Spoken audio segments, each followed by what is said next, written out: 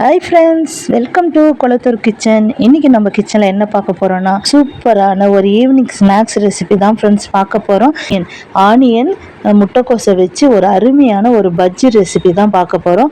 அது எப்படி செய்கிறதுன்னு பார்க்கலாம். பார்க்குறதுக்கு முன்னாடி கொளத்தூர் கிச்சன் சேனலை சப்ஸ்கிரைப் பண்ணிக்கோங்க, மறக்காமல் பெல் சிம்பிளை கிளிக் பண்ணிக்கோங்க. வாங்க வீடியோக்குள்ளே போகலாம். இப்போ பாருங்கள், இப்போது 1 கப் கடலை மாவு எடுத்திருக்கேன், அதை போட்டுறேன்.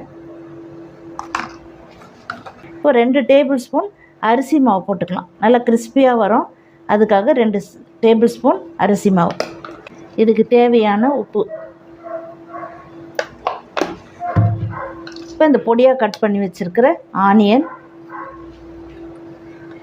தேவையான பச்சை மிளகாய், ஒரு 2 பச்சை மிளகாய் எடுத்து கட் பண்ணி வச்சுருக்கேன். அது அடுத்தது முட்டைக்கோஸ் கொஞ்சம் கட் பண்ணி வச்சுருக்கேன்.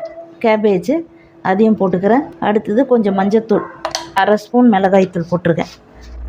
சமையல் சோடா வந்து ஒரு 2 பிஞ்சு போட்டுக்கிறேன். கொஞ்சம் கலர் சேர்த்துக்கோங்க, உங்களுக்கு கலர் வேணும்னா சேர்த்துக்கோங்க, வேணாம்னா விட்டுருங்க. இப்போ தண்ணியை ஊற்றி எந்த அளவு ஒரு பஜ்ஜி வரணுமோ அந்த அளவுக்கு பிசைஞ்சுக்கோங்க. ரொம்ப தண்ணி ஊற்றிடாதீங்க, ஓரளவுக்கு மீடியமாக தண்ணி ஊற்றி பிசைஞ்சு பாருங்கள். ரொம்ப தண்ணியாகவும் ஆகக்கூடாது, கட்டியாகவும் இருக்கக்கூடாது. தண்ணி இந்த அளவுக்கு போதும். உப்பு பார்த்துக்கோங்க, தேவைன்னா போட்டுக்கோங்க. அதுக்கு தேவையான அளவு எண்ணெய் ஊற்றிக்கிறேன். இப்போ எண்ணெய் காஞ்சிருச்சு, ஒரு சின்ன வெங்காயம் எடுத்து போட்டுக்கலாம்.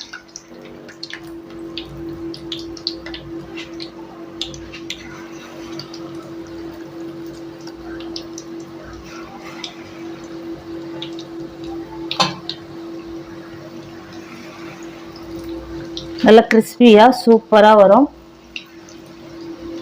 ஒரு டீ போடுற நேரத்தில் அழகாக இதை செய்து முடிச்சிடலாம்.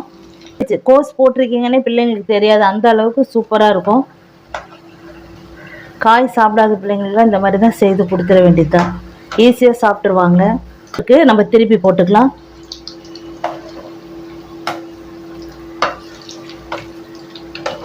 கொஞ்சம் அடியில் நல்லா வேகட்டும். அனல் மீடியமாக வச்சுக்கோங்க, இல்லைன்னா கரிஞ்சிரும்.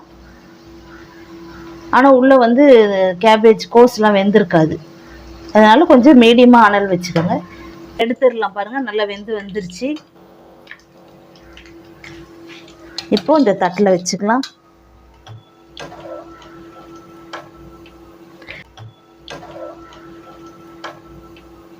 ஒரு டீ போடுற நேரத்தில் டக்குன்னு செய்து முடிச்சிடலாம். பாருங்கள், சூப்பரான கேபேஜ் ஆனியன் ஒரு பஜ்ஜி ரெசிபி தான்.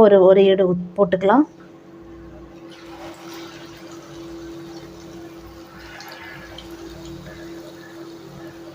டக்குன்னு செய்து முடிச்சிடலாம், ரொம்ப டைம்லாம் எடுக்காது. இது மிக்ஸ் பண்ணிட்டோம்னா போதும், ஒரு 5 நிமிஷத்தில் போட்டு எடுத்துடலாம். டீ போட்டுட்டிங்கன்னா டீ கூட இதை வச்சு சாப்பிட்டிங்கன்னா அட்டகாசமாக இருக்கும்.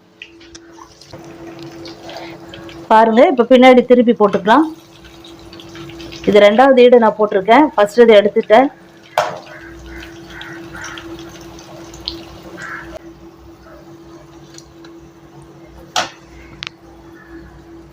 அவ்வளவுதான் ஃப்ரெண்ட்ஸ், சூப்பராக ரெடி ஆகிடுச்சு. பாருங்கள், ரொம்ப அருமையாக இருக்கும் ஃப்ரெண்ட்ஸ். இதே போல் நீங்களும் செய்து பாருங்கள், ரொம்ப அட்டகாசமாக இருக்கும்.